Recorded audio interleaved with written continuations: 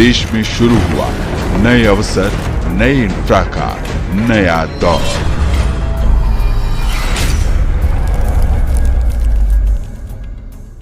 नमस्कार दोस्तों, मेरा नाम है कश्वी और आप देख रहे हैं ब्लिट्स इंडिया।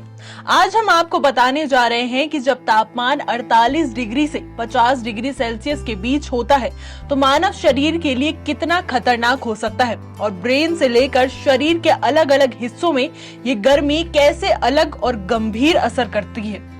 सामान्य मानव शरीर का तापमान 98.6 डिग्री फ़ारेनहाइट होता है, जो 37 डिग्री सेल्सियस के बराबर होता है। आमतौर पर माना जाता है कि अधिकतम तापमान जिस पर मनुष्य जीवित रह सकता है वो 108.14 डिग्री फ़ारेनहाइट है या 42.3 डिग्री सेल्सियस।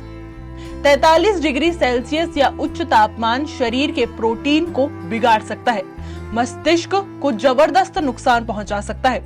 सीधे शब्दों में कहें तो मानव शरीर तले हुए अंडे में बदल सकता है। 48 से 50 डिग्री सेल्सियस तापमान तो मानव शरीर के लिए झेल पाना ही बहुत मुश्किल होता है। आइए जानते हैं कि ब्रेन पर इसका क्या असर पड़ सकता है। 50 डिग्री सेल्सियस से अधिक तापमान के संपर्क में लंबे समय तक रहने से मस्तिष्क को जबरदस्त नुकसान हो सकता है। 46 से 60 डिग्री सेल्सियस के बीच के तापमान पर मस्तिष्क कोशिकाएं मरने लगती हैं, क्योंकि मस्तिष्क कोशिकाओं के भीतर प्रोटीन जमना शुरू हो जाता है। 40 डिग्री सेल्सियस से अधिक तापमान पर अलग अलग प्रकार की ब्रेन मसल्स पर विनाशकारी प्रभाव डालता है। 39 डिग्री सेल्सियस से अधिक तापमान मस्तिष्क को कई तरह से चोट पहुंचा सकता है, मसलन अमीनो एसिड बढ़ना, मस्तिष्क की ब्लीडिंग इत्यादि।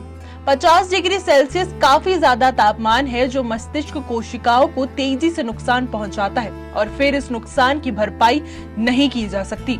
ये मस्तिष्क का संतुलन और ऑक्सीजन की खपत को कम कर देता है, लिहाजा इस तापमान पर बाहर निकलना घातक साबित होता है। इसके अलावा 50 डिग्री सेल्सियस से ज्यादा तापमान हार्ट और ब्लड सर्कुलेशन सिस्टम को भी प्रभावित करता है। ब्लड सर्कुलेशन को बनाए रखने और शरीर को ठंडा रखने के लिए हार्ट रेट तेजी से बढ़ जाती है।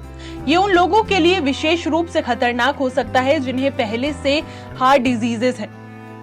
डिहाइड्रेशन और इलेक्ट्रोलाइट्स इम्बैलेंस के कारण मांसपेशियों में ऐंठन हो सकती है, जिससे सरल काम करना भी मुश्किल हो जाता है। गर्मी के कारण चकत्ते और अंदर का खून बाहर आने लगता है।